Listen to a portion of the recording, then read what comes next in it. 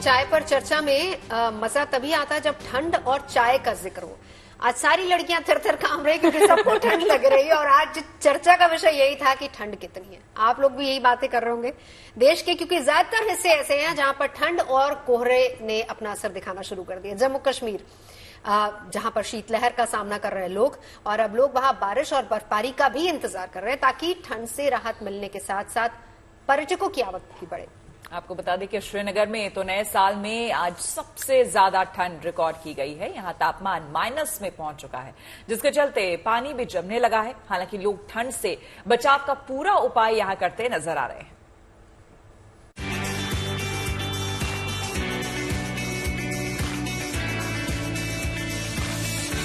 कश्मीर वो जगह जहां खूबसूरत वादियों का दीदार करने पर्यटक उमड़ते हैं, लेकिन आजकल यहाँ थोड़ी वीरानगी सी नजर आती है।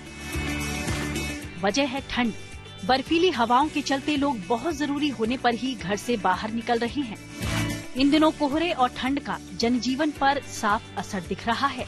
पेड़ पौधों से लेकर हर तरफ बर्फ की परतें नजर आ रही हैं। ठंड का आलम ये है कि श्रीनगर में आज सुबह इस साल की सबसे ठंडी सुबह थी। श्रीनगर का तापमान है -2 डिग्री, जबकि रात में ये तापमान -4 तक लुढ़का।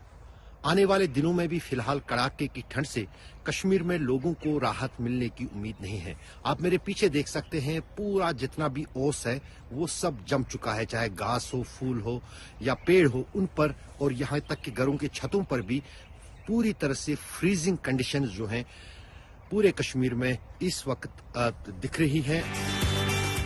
यहाँ लोग अब बारिश से लेकर बर्फबारी तक का इंतजार कर रहे हैं ताकि ठंड से तो राहत मिले ही पर्यटकों की आमद भी कश्मीर में बढ़े, क्योंकि अगर घाटी पर्यटकों से गुलजार रहेगी तो यहाँ के लोगों को रोजगार भी मिलेगा। यहाँ पे -, डिग्री है, बिलो फ्रीजिंग पॉइंट जो है टेम्परेचर है, तो उस वजह से मतलब यहाँ पे मतलब बहुत सारी प्रॉब्लम फेस करनी पड़ती है। ठंड बहुत है, मतलब उम्मीद है we are hopeful that there will be snowfall और कुछ मतलब आराम मिलेगा, राहत मिलेगी इस सर्दी से। कश्मीर ही नहीं, जम्मू में भी ठंड और कोहरे का असर साफ नजर आ रहा है। लेकिन अच्छी बात ये है कि जब लोग घर से बाहर निकलते हैं तो ठंड से बचने का पूरा उपाय करके ही बाहर आ रहे हैं। जम्मू शहर के तवी पुल की ये तस्वीर जरा देखिए, कैसे घना कोहरा यहाँ छाया हुआ है। जम्मू संभाग के दूसरे इलाकों का भी कुछ ऐसा ही हाल है।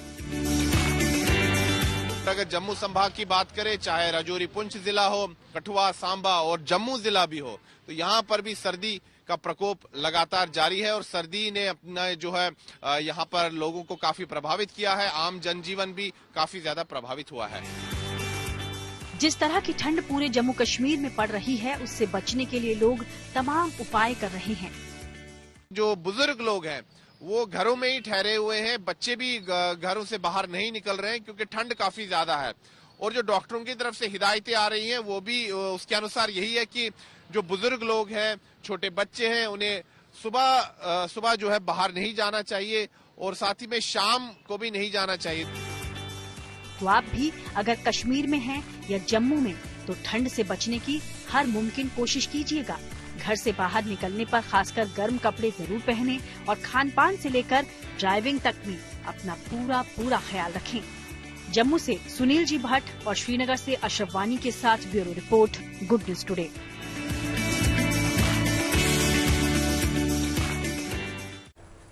और अब बात मैदानी इलाकों की, क्योंकि उत्तर भारत के लगभग सभी राज्यों में कड़ाके की ठंड पड़ रही है। शीतलहर के बीच जगह जगह लोग सड़क किनारे अलाव का सहारा लेते नजर आ रहे हैं। और देखिए, कड़ाके की सर्दी के साथ साथ कोहरे का असर तो दिखाई दे ही रहा है, इसलिए जरूरी हो जाता है कि सड़क पर गाड़ी चलाते वक्त लोग थोड़ा सावधान रहें। यही नहीं, ठंड से बचाव का दुरुस्त इंतजाम भी कर दिया जाए।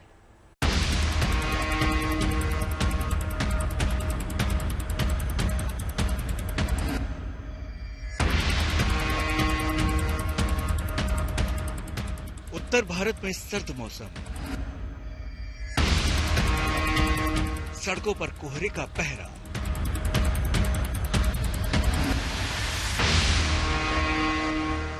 दिल्ली एनसीआर समेत पूरे उत्तर भारत में सर्दी का सितम शुरू हो चुका है।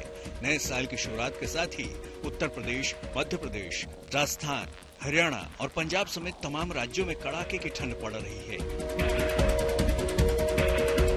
दिल्ली, प्रयागराज, अजमेर, करनाल, मेरठ, आगरा, इन सभी शहरों का हाल एक जैसा ही है। ऐसे में शीतलहर और लुढ़कते तापमान के बीच सर्दी से बचने के लिए अब लोगों के पास अलाव का बड़ा सहारा है। बहुत कड़ाके की ठंड पड़ रही है, बहुत ज्यादा गलन पड़ रही है। क्या करें, कोई कुछ है तो है नहीं है। इधर की तरफ भी आंचें जला रहे रोड पे, और क्या करें। ठंड तो काफी है, बहुत ठंड पड़ रही है। जब मजबूरी होती है तभी इस ठंड में आदमी निकलता है, और कहीं अलाव अगर जला हुआ मिलता है तो वहाँ अपना ताप करके अपना जो है ठंड को दूर करने की कोशिश करते हैं। कोहरे और कोल्ड अटैक से करनाल भी अछूता नहीं है। यहाँ भीषण सर्दी के बीच कोहरे का पहरा है, लेकिन किसानों को इस बात की खुशी भी है कि सर्दी में उनकी फसलों का बेहतर ग्रोथ होगा। हालांकि कड़ाके की इस सर्दी में बेजुबानों का भी खास ख्याल रखना पड़ेगा। जैसे धुंध थी पहले कोहरा था, उसका तो बिल्कुल नुकसान था, लेकिन अब जो ज्यादा ठंड पड़ रही है किसानों के लिए, जो फसलें हैं गेहूं की, उसके लिए फायदा है। लेकिन जैसे कोई पशु हैं जिनके गाय भैंस हैं, उनके लिए नुकसानदेह है ये, क्योंकि धूप नहीं लगती उनको और वो उनको अंदर ही रहना पड़ता है बाड़े के, तो वो बीमार होने का खतरा बढ़ गया उनके लिए। अगले कुछ दिनों तक उत्तर भारत का मौसम कुछ इसी तरह रहने वाला है। मौसम विभाग के जानकारों के मुताबिक फिलहाल उत्तर भारत को ठंड और कोहरे से राहत नहीं मिलने वाली है। और तो और मौसम विभाग ने सर्दी को लेकर उत्तर भारत में अलर्ट भी जारी किया है। ऐसे ही सेकते रहते या बैठे रहते, क्या करें, यही दुकानें लगाते यही सेकते रहते। ठंड ज्यादा है, ठंड तो बहुत है, और ठंड की वजह से तो हाथ पैर भी काम नहीं करते। इस ठंड में आग जला के किसी तरह से रात बिता रहे हैं। हालांकि राहत की बात यह है कि 4 जनवरी के बाद से उत्तर भारत के कुछ इलाकों में लोगों को ठिठुरन भरी ठंड से थोड़ी सी राहत मिल सकती है। जब तक ठंड और कोहरे से कुछ राहत नहीं मिलती है, तब तक सावधान रहने की जरूरत है। घर से बाहर निकलने से लेकर गाड़ी चलाने तक में बेहद सावधानी जरूर बरतें, ताकि किसी तरह की दिक्कत का सामना न करना पड़े। दिल्ली से अनामिका गौड़ के साथ bureau report, good news today. तो अनामिका की स्टोरी आपने देखी, रिपोर्ट आपने देखी, सीधे उन्हीं के पास लिए चलते हैं जो कि इस वक्त हमारे साथ इंडिया गेट से मौजूद है। अनामिका, कितनी ठंड है बाहर, बताइए। रिपोर्ट तो देख ली हमने। बिल्कुल श्वेता, जिस सर्दी का इंतजार दिल्ली वालों को था वो दिन आज आ गया। आज कह सकते हैं कि कड़ाके की ठंड राजधानी दिल्ली में पड़ रही है और साथ साथ कोल्ड वेव भी चल रही है। और इस समय हम मौजूद है कर्तव्य पथ पे, जहां पे सर्दी का मजा लेने के लिए दिल्ली वाले और बाकी सैलानी जो है आए हुए हैं, क्योंकि दिल्ली की सर्दी खास मानी जाती है, हर किसी को इंतजार रहता है दिल्ली की ठंड का। तो वो आज दिन है और आप देख भी सकते हैं अमूमन यहाँ पे लोग इतने नहीं होते हैं, लेकिन आज और कल से भीड़ जो है वो सैलानियों की बढ़नी शुरू हो गई है। परिवार के साथ यहाँ पे लोग आ रहे हैं। और अगर हम बात करें मिनिमम और मैक्सिमम टेम्परेचर की, तो आज जो है वो मिनिमम टेम्परेचर जो है 6 डिग्री गया और मैक्सिमम टेम्परेचर जो है वो 21 डिग्री आज का रहा राजधानी दिल्ली में। कुछ जगहों पे बारिश हुई, उसका ये नतीजा है कि जो सुबह की शुरुआत हुई वो कोहरे के साथ हुई और अभी जैसे जैसे दिन ढलता जा रहा है वैसे वैसे जो डेंस फॉग है वो भी, कोहरा जो है वो बढ़ता जा रहा है। श्वेता, बिल्कुल, ये बताइए कि चाय वाय का इंतजाम है कि नहीं? अब चाय पे चर्चा हम यहाँ कर रहे हैं, लेकिन फील हम वहां की सर्दी का ले रहे हैं, लेकिन आपके हाथ में चाय नहीं है। बिल्कुल, जब आप कर्तव्य पथ पे आते हैं, क्योंकि यहाँ पे भीड़ बहुत होती है सैलानियों की, तो खाने पीने का हल्के फुल्का इंतजाम रहता है। आप अपने परिवार के साथ आके यहाँ पे गोलगप्पे खा सकते हैं, मुरमुरे जिन्हें कहते हैं, भेल खा सकते हैं घूमते हुए। तो ये सभी इंतजाम यहाँ पे है और आपको सैलानी दिख भी जाएंगे इस सर्दी में चाय और मुरमुरे का मजा लेते हुए। नवजोत, अनामिका, हमने जब न्यू ईयर की तस्वीरें देखी थी जहां पर आप खड़ी हैं वहां की, तो भीड़ इतनी ज्यादा थी कि समझ नहीं आ रहा था कौन सर्दी का मजा लेने पहुंचा है और कौन लोगों के आसपास सोने का मजा लेने पहुंचा है। जस्ट वहां पर खूब लग रहा था, लेकिन अभी आपके पीछे भीड़ कम है। तो सैलानियों का आना जाना यहाँ पर कैसा है? देखिए, न्यू ईयर का टाइम ऐसा होता है कि हर कोई सेलिब्रेट करने के लिए घर से बाहर जाना चाहता है। कर्तव्य पथ की आपने जो तस्वीरों की बात की, क्योंकि आसपास बहुत सारी ऐसी जगह है जहां पे परिवार के लोगों के साथ आप सेलिब्रेट करने जा सकते थे। तो वहां पे सेलिब्रेट करने के बाद 12 बजे सबकी कोशिश थी कि वो यहाँ पे आए, इंडिया गेट देखें, क्योंकि आराम से यहाँ पे वॉक कर सकते हैं। आप अभी भी देख सकते हैं कि कुछ लोग चल के अपने परिवार वालों के साथ आराम से समय बिता सकते हैं। तो ये वो जगह है। लेकिन फिलहाल अगर हम सैलानियों की बात करें तो एक तो मेरी शिकायत है आपसे कि एक तो बीनी पहन लीजिए, सारे लोग बीनी पहन के घूम रहे हैं, आपने टोपी नहीं पहनी हुई, तो आपको देख के मुझे ठंड लग रही है। और मौसम विभाग का पूर्वानुमान क्या है वो भी बता दीजिए जरा।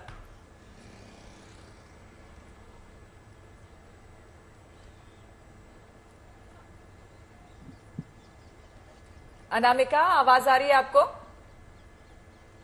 शगुफ्ता शायद आप सवाल नहीं सुन पाई। आप जी अनामिका, मैं ये बोल रही थी कि आपने किसी एक्सपर्ट के साथ, मौसम वैज्ञानिक के साथ बातचीत की होगी, तो उनका क्या कुछ कहना है?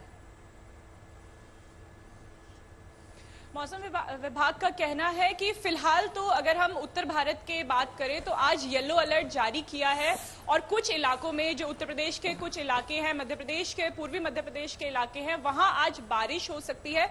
उसका ही नतीजा है कि आज जो है जो तापमान में गिरावट आई है और जो उत्तर प्रदेश, पंजाब, हरियाणा, दिल्ली, एनसीआर के इलाके हैं वहां पे चिली डेज की वार्निंग दी गई है। यानी दिन में भी आपको ठंडी हवा का एहसास होगा, जिससे आपको ठंड ज्यादा लग सकती है। तापमान में गिरावट नहीं है, लेकिन हवा जो है, जो चुभने वाली हवा है, वो आपको उसका एहसास हो सकता है, जिसको हम कहते हैं कि फील लाइक कोल्ड ज्यादा है। बहुत बहुत शुक्रिया, ख्याल रखिएगा आप भी अपना। अनामिका हमारे संवाददाता जानकारी दे रही थी। मौसम के हाल के बाद अब बात विंटर कार्निवल की। नए साल में पहाड़ों पर पहुंच रहे पर्यटकों के मनोरंजन के लिए खास इंतजाम किए जा रहे हैं। शिमला के बाद अब मनाली में विंटर कार्निवल का शुभारंभ हो गया है। ये कार्निवल हर साल मनाली में 5 दिनों के लिए मनाया जाता है। इस फेस्टिवल में आपको हिमाचली कल्चर की झलक भी देखने को मिलने वाली है। इस दौरान कार्निवल में हिमाचली कलाकारों ने अपनी संस्कृति को दर्शाया, तो वहीं महाराष्ट्र, पंजाब और गुजरात से आए कलाकारों ने भी अपने लोक नृत्य, अपनी संस्कृति को मनाली की खूबसूरत वादियों में पेश किया।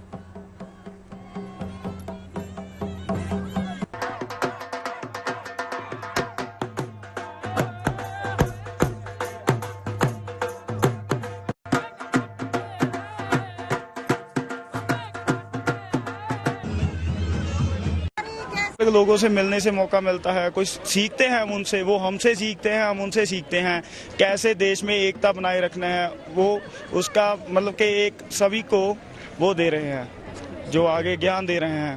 वो जहाँ पे आगे एकता का पता लगता है, सभी एक दूसरे को प्यार करते हैं। कोई किसी के साथ फोटो करवाता है, कोई किसी के साथ सेल्फी लेता है। बहुत मन खुश है। लोकल के अलावा पंजाबी भी दिख रहे हैं, मुझे तो बिहार का भी कुछ दिख रहा है, कुछ ट्रेडिशनल ड्रेसेस वगैरह दिख रहे हैं और यहाँ का भी दिख रहा है, तो काफी अच्छा लग रहा है। ऐसा नहीं लग रहा है कि बस हम हिमाचल का देख रहे हैं, मुझे लग रहा है पूरा most of the part of India बहुत चीज देख रहे हैं। काफी अच्छा लगता है यहाँ पर बच्चों को लेके आके अपनी प्रस्तुति पेश करना। आज रैली हमने करी, रैली में हमने ब्रज का गरबा करा है बच्चों के साथ में, कृष्ण जी, राधा जी के साथ में जो गोपियां गरबा करती थी उसको प्रस्तुत करा है रैली के माध्यम से। और आज के अलावा जो 5 दिन प्रोग्राम है उसमें हमारा voice of carnival, winter queen, group dance, western dance, old song, street play, mime, ऐसे बहुत सारे इवेंट्स हम लेके आए हैं उज्जैन से आप लोगों के समक्ष पेश करने, ताकि हमारा आना यहाँ सक्सेस रहे। अयोध्या लिए चलते हैं आपको। अयोध्या में रामलला की प्राण प्रतिष्ठा 22 जनवरी को होगी, लेकिन प्राण प्रतिष्ठा का अनुष्ठान 7 दिन पहले यानी 16 जनवरी से शुरू हो जाएगा। इसके बाद 22 जनवरी को महज 84 सेकंड्स के अभिजीत मुहूर्त में भगवान राम की अचल मूर्ति की प्राण प्रतिष्ठा संपन्न की जाएगी। बिल्कुल, प्राण प्रतिष्ठा के लिए तैयारियां लगभग पूरी हो चुकी हैं। इस कार्यक्रम के लिए 2 मंडपों में कुल 9 हवन कुंड शास्त्रीय विधि से बनाए जा रहे हैं। इन कुंडों को बनाने की जिम्मेदारी भी काशी के विद्वानों को ही मिली है। हवन और कुंड तैयार करने के लिए 5 सदस्यों का दल रामनगरी अयोध्या पहुंच चुका है।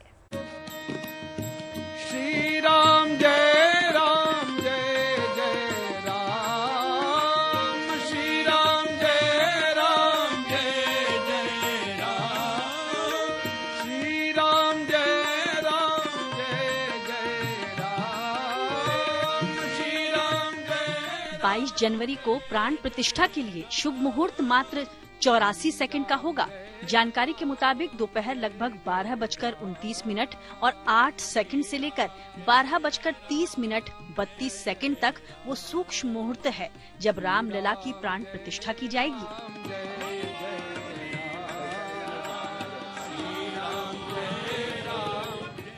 तो जहां पूजा मुहूर्त भले ही 84 सेकंड का हो, मगर प्राण प्रतिष्ठा की मुख्य पूजा सिर्फ 20 मिनट में ही संपन्न कर दी जाएगी।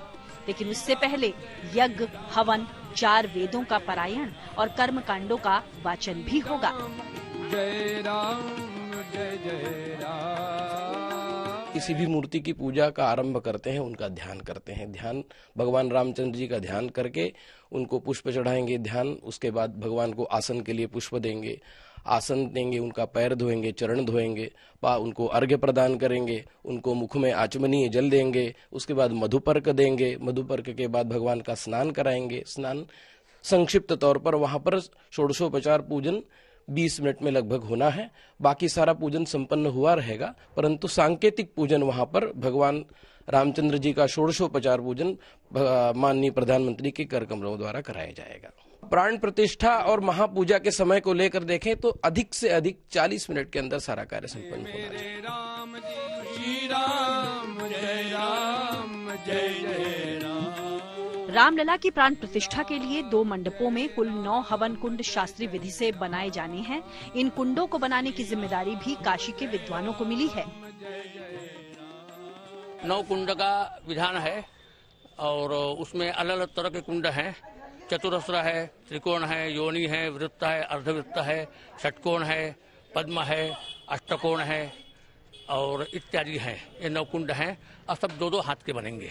34 अंगुल के ये मंडप कुंड बनेंगे। सबका लगभग क्षेत्रफल समान रहता है और सबकी आकृतियां त्रिकोण, पद्म, वृत्त, चतुरस्र, षडास्त्र, अष्टास्त्र सब विभिन्न प्रकार के होने के पश्चात भी ऐसा हमारे पूर्वजों ने एक गणितीय रीति से इसको सिद्ध करके बनाया है।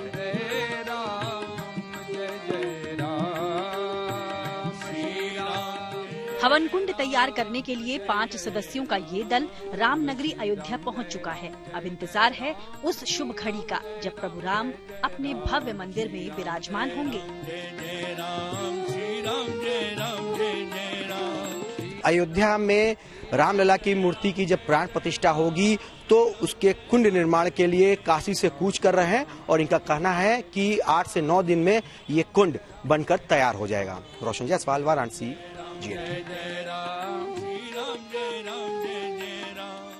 नई सज-धज और चमक के साथ अयोध्या राम भक्तों का स्वागत कर रही है। प्राण प्रतिष्ठा महोत्सव को लेकर तैयारियां भी चाक चौबंद है। रामनगरी की रौनक इस वक्त देखते ही बन रही है। आपको बता दें कि रामलीला के मंचन के जरिए यहां राम संस्कृति की झलक देखने को मिल रही है। नई ट्रैफिक व्यवस्था लागू की गई है। श्रद्धालुओं के लिए इको फ्रेंडली गोल्फ कार्ट की सेवा भी शुरू कर दी गई है।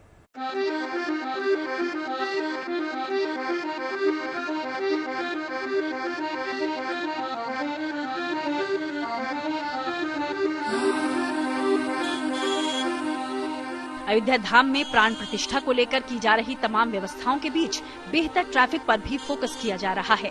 यहां आने वाले श्रद्धालुओं को आवाजाही में कोई दिक्कत न हो, इसके लिए गोल्फ कार्ट सेवा शुरू की गई है।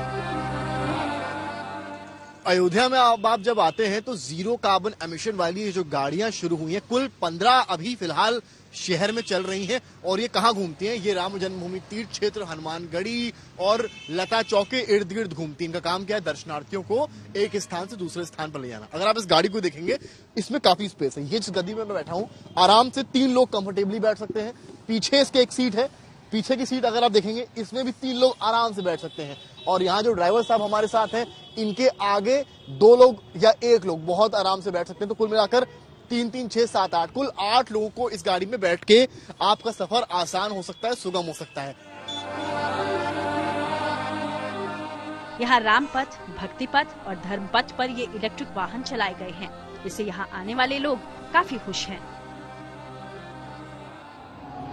गाड़ी में बैठे हुए हैं, अयोध्या के दर्शन कर रहे हैं। कैसी लग रही है अयोध्या? बहुत अच्छी लग रही है अयोध्या नगरी में। बहुत ही अच्छा लग रहा है। यहाँ पे जो काम चल रहे हैं उन्हें देख के बड़ी अच्छा अनुभव हो रहा है। लग रहा है कि हाँ, आने वाले कुछ सालों में, क्योंकि वर्क इन प्रोग्रेस है तो थोड़ा टाइम लगेगा, मगर चीजें और बहुत खूबसूरत हो जाएंगी।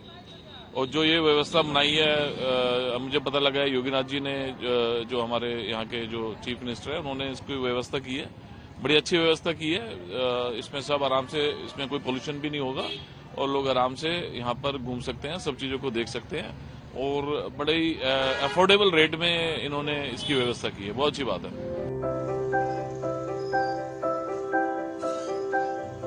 सरकार की तरफ से रामनगरी में चलाई जा रही इन गोल्फ कार्ट का किराया भी ज्यादा नहीं है। कोशिश है ज्यादा से ज्यादा श्रद्धालु यहां आएं और अयोध्या में तीर्थाटन को बढ़ावा मिले।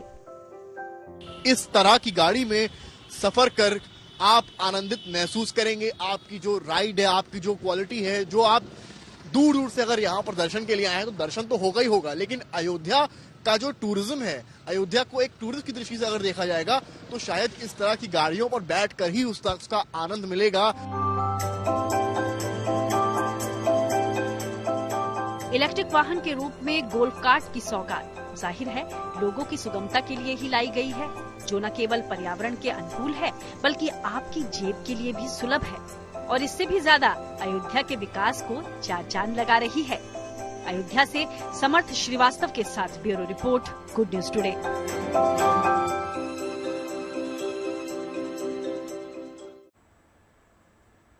और अब आपको मिलवाते हैं आविष्कारी बाबा उर्फ विकल्प त्रिवेदी से।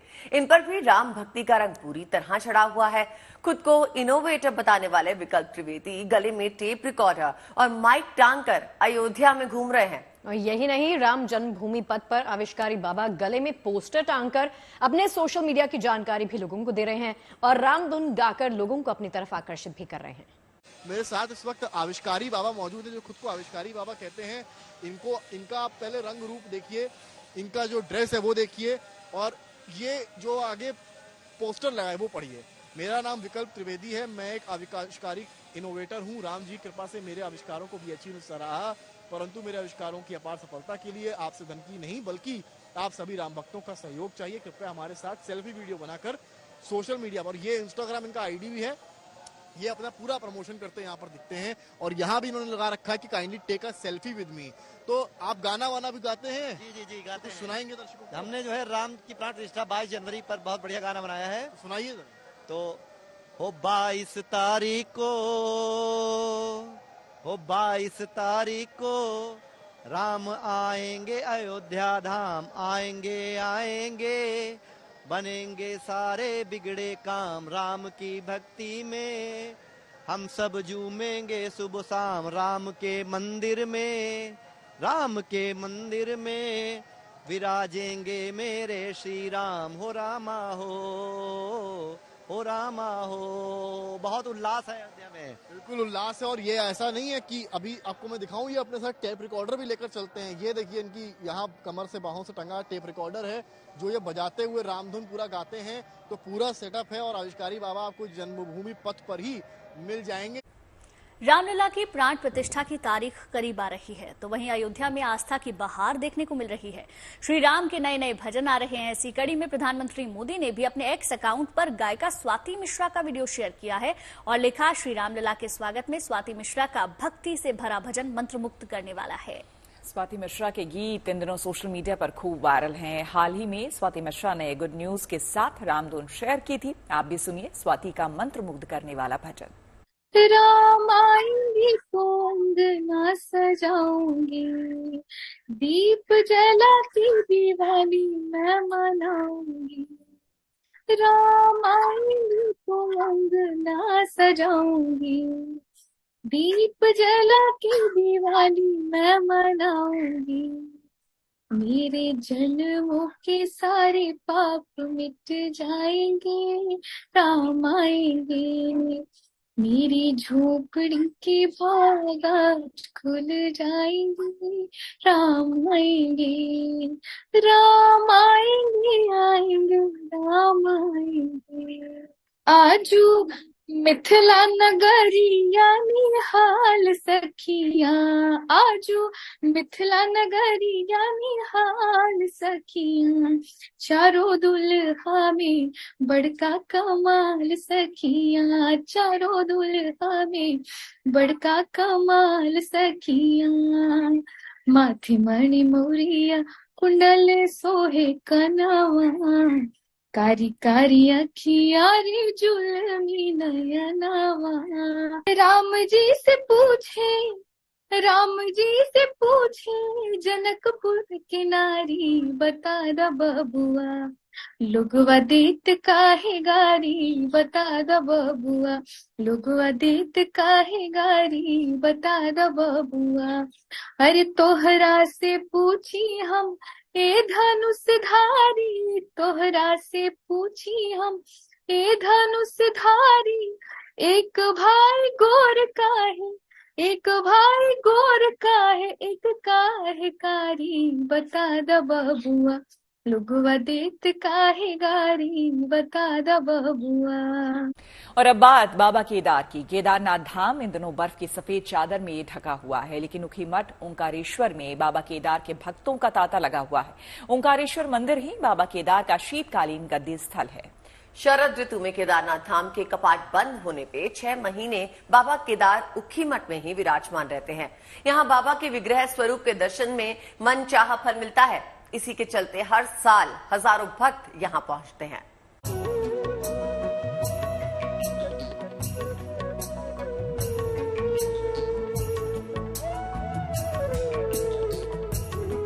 शीतकाल में भले ही केदारनाथ धाम के कपाट बंद हो जाते हों, लेकिन अगर आप बाबा केदारनाथ के दर्शन की कामना रखते हैं तो ओंकारेश्वर मंदिर पहुंचकर आप बाबा के शीतकालीन गद्दी स्थल में दर्शन का सौभाग्य प्राप्त कर सकते हैं। उत्तराखंड के ऊखीमठ में मौजूद ओंकारेश्वर मंदिर में इन दिनों भक्तों की भारी भीड़ देखी जा सकती है। बाबा केदारनाथ के विग्रह स्वरूप के दर्शन के लिए दुनिया भर से श्रद्धालु यहाँ पहुँचते हैं। ऊखीमठ का संबंध द्वापर और सतयुग से माना जाता है। यहाँ पर भगवान राम के वंशज राजा माधांता ने भगवान शिव की तपस्या की थी, जिसे प्रसन्न होकर भगवान शिव ओमकार ध्वनि स्वरूप में यहाँ प्रकट हुए। तब से ये स्थान ओमकारेश्वर के नाम से भी जाना जाता है। द्वापर युग में इस मंदिर के पास ही भगवान श्री कृष्ण के पौत्र अनिरुद्ध और राक्षसों के राजा बाणासुर की पुत्री उषा का भी विवाह हुआ था। ओमकारेश्वर मंदिर बाबा केदारनाथ के अलावा द्वितीय केदार मद महेश्वर का भी शीतकालीन गद्दी स्थल है। कहते हैं कि जो भक्त केदारनाथ नहीं जा पाते हैं वो यहाँ आकर बाबा केदार के दर्शन कर सकते हैं। मान्यता है कि यहाँ पर दर्शन करने से एक साथ 5 केदारों के दर्शन करने का पुण्य प्राप्त होता है। पांडवों को गुरु हत्या, ब्रह्म हत्या, गोत्र हत्या का पाप लगा तो व्यास ऋषि की आज्ञा लेकर पांडव इसी दिव्य हिमालय में भगवान शिव के दर्शन के लिए आए। हिमालय में भगवान शिव के दर्शन अर्चन करने से सारे पापों से जीव को मुक्ति मिल जाती है। ऊखीमठ को दूसरा केदारनाथ भी कहा जाता है। बाबा केदार यहाँ शरद ऋतु में पूरे 6 महीने विराजमान रहते हैं और अपने भक्तों की सभी मनोकामनाएं पूरी करते हैं। मान्यता है कि महाभारत का युद्ध समाप्त होने के बाद पांडव अपने समस्त पापों से मुक्ति की कामना लेकर यहाँ आए थे और पंच केदार की पूजा अर्चना से उनकी सभी इच्छाएं पूरी हुई थी। मान्यता है कि ऊखीमठ में बाबा केदार के दर्शन मात्र से ही समस्त पाप और दुख समाप्त हो जाते हैं। Praveen Semwal, Rudraprayag, good news today. अब आपको कश्मीर की खूबसूरत वादियों में लेकर चलते हैं, जहां इन दिनों पर्यटकों के लिए श्रीनगर को खास तौर पर सजाया संवारा जा रहा है। श्रीनगर स्मार्ट सिटी परियोजना के तहत श्रीनगर में पुनर्विकास का काम चल रहा है। हब्बा कदल पुल को नए ढंग से बनाया जा रहा है। पर्यटकों के लिए पुल पर कश्मीर की खास कलाकारी है, जो आने वाले दिनों में कश्मीर की खूबसूरती का हिस्सा बनने जा रही है। और बात चूंकि जम्मू कश्मीर की हो रही है, तो चलिए आपको मिलवाते हैं जम्मू के 8वीं क्लास के अरुणवीर सिंह से, जिसने कम उम्र में बड़ा कमाल किया है और सुसाइड रोकने के लिए ऐप बनाया है। अरुणवीर के सुसाइड रोकने के ऐप की काफी चर्चा हो रही है। इससे पहले भी अरुणवीर के ड्रंक एंड ड्राइव रोकने के लिए बनाए ऐप को काफी पसंद किया गया था।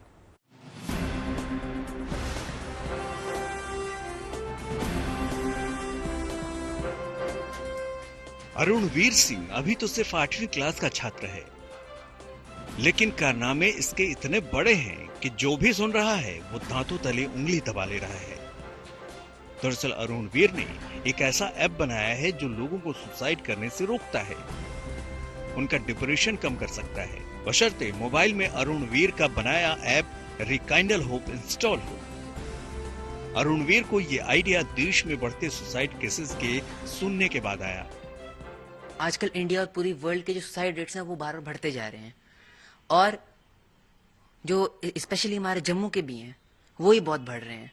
और मैं देखा कि जैसे न्यूज़ पे आया था कि जो कोटा के कुछ स्टूडेंट्स थे उन्होंने एग्जाम के स्ट्रेस में उन्होंने सुसाइड कर लिया। तो मैंने सोचा मैं क्यों ना एक ऐप बनाऊं जिससे ये चीज प्रिवेंट हो सके और लोगों की जो मेंटल हेल्थ है वो ठीक हो सके। इस ऐप में लोगों को मोटिवेट करने और उन्हें सुसाइड से बचाने के लिए कई तरह के फीचर्स मौजूद हैं, जिनमें कई सब फीचर्स भी हैं। यही नहीं, ये ऐप हिंदी, अंग्रेजी समेत कई भाषाओं में इस्तेमाल किया जा सकता है। अरुणवीर को शुरू से ही कंप्यूटर से लगाव रहा है और जब वो 5वीं क्लास में थे तो कोडिंग सीखनी शुरू कर दी थी। आज तक वो कई ऐप भी बना चुके हैं। इसमें उन्होंने ड्रंक और ड्राइव रोकने के लिए भी ऐप बनाया था, जिसके लिए उनको काफी तारीफें मिल चुकी हैं। छोटी सी उम्र में बड़ा काम करने के पीछे अरुणवीर की मां का बड़ा हाथ है। वो अरुणवीर के हर काम के पीछे खड़ी रहती हैं और उन्हें अरुणवीर की सफलता पर गर्व भी महसूस हो रहा है। मेरा हमेशा इसको रहा है, बेटा होमवर्क तो सब करते हैं, होमवर्क एक अच्छा बच्चा भी करता है और एक जो नहीं पढ़ने वाला वो भी करता है। तो कुछ हटके करो, कुछ डिफरेंट करना, तभी आप क्राउड में दिखोगे। आप कुछ हटके करोगे तो होमवर्क सब करते हैं। तो बस यही है कि आप करते जाओ, मैं आपके साथ हूँ, कुछ अलग से हटके करो। और ये कर भी रहा है और मुझे प्राउड भी फील करवा रहा है। अरुणवीर को उम्मीद है कि उनके ऐप से लोगों को फायदा होगा और देश का सुसाइड रेट और डिप्रेशन रेट कम होने लगेगा। Bureau report, good news today. और अब आपको लिए चलते हैं मध्य प्रदेश के बैतूल में, जहां 15 साल की कनिष्का ने हार ना मानने की मिसाल पेश की है। बैतूल में नेशनल ताइक्वांडो टूर्नामेंट का आयोजन किया गया, जिसमें कनिष्का पर सबकी नजर रही, क्योंकि कनिष्का ना तो बोल सकती है और ना ही सुन सकती है। बिल्कुल, कनिष्का ने अपनी इस कमी को मजबूती बनाया और सामान्य खिलाड़ियों के साथ प्रतियोगिता में हिस्सा लिया और 4 मैच जीतकर सिल्वर मेडल अपने नाम किया।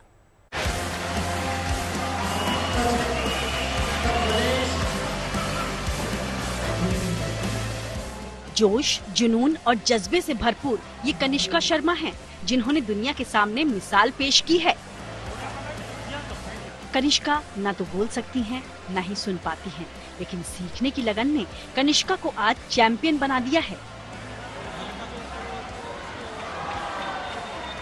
मध्य प्रदेश के बैतूल में नेशनल ताइक्वांडो टूर्नामेंट का आयोजन किया गया, जिसमें कनिष्का ने हिस्सा लिया। इस मैच में कनिष्का के सामने चुनौतियां बड़ी थी।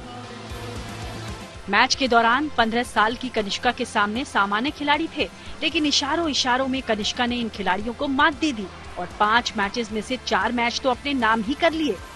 हालांकि फाइनल मैच में हारने से आखिर में कनिष्का गोल्ड से चूक गई, लेकिन कनिष्का ने सिल्वर मेडल अपने नाम किया।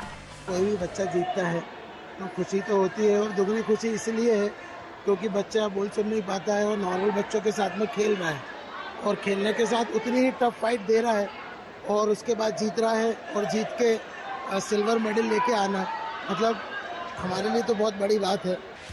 बचपन से ही सेल्फ डिफेंस की ट्रेनिंग लेने का शौक कनिष्का को अब एक अलग पहचान दिला रहा है। दिव्यांग होने के बावजूद कनिष्का स्टेट में 5 गोल्ड और हाल ही में बेंगलुरु में हुई राष्ट्रीय प्रतियोगिता में सिल्वर मेडल अपने नाम कर चुकी हैं। सिल्वर मेडल जीता है और ये सिल्वर मेडल इसने नॉर्मल बच्चों से फाइट करके जीता है, तो ये बहुत बड़ी उपलब्धि है। जाहिर है मुकाम हासिल करने के लिए काम के साथ साथ कड़ी मेहनत की भी जरूरत होती है, क्योंकि कठिन परिश्रम की बदौलत ही किसी भी असफलता को सफलता में तब्दील किया जा सकता है।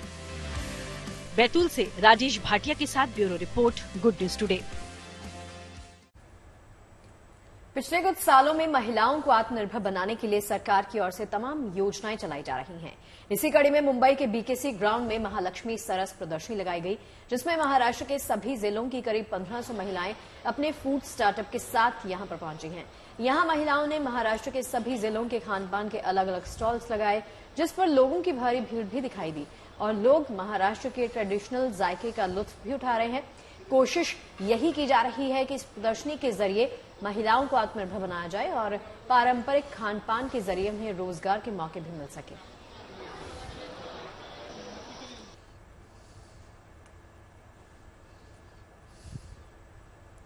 और चलिए अब आपको दिखाते हैं एक दिलचस्प वीडियो जो सोशल मीडिया पर तेजी से वायरल हो रहा है। इस वीडियो में एक डिलीवरी बॉय घोड़े पर सवार होकर खाना पहुंचाने के लिए जाता है। जिस वक्त ये जोमेटो डिलीवरी बॉय सड़कों पर घोड़ा दौड़ा रहा था, उसी दौरान वहां मौजूद लोगों ने उसका वीडियो बना लिया। ये वीडियो हैदराबाद का है। असल में ट्रक ड्राइवर्स की हड़ताल की वजह से हैदराबाद में पेट्रोल की किल्लत हो गई थी, लेकिन फूड डिलीवरी ना रुके, इसलिए ये जोमेटो डिलीवरी बॉय घोड़ा लेकर सड़कों पर उतर आया।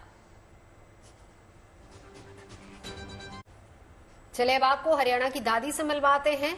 ये बुजुर्ग महिला जिनकी उम्र है 106 साल और 106वां जन्मदिन इन्होंने पूरे उल्लास के साथ मनाया। श्योमाबाई के परिजन और आसपास के लोग सभी लोग इकट्ठा हुए और उनका जन्मदिन मनाने के लिए यहाँ पर पहुंचे। केक काटा गया, म्यूजिक पर श्योमा खूब थिरकी। वो कहते हैं ना कि दूध दही का खाना देसामा देश हरियाणा, और वही मिसाल यहाँ पर श्योमा देवी पेश भी कर रही है।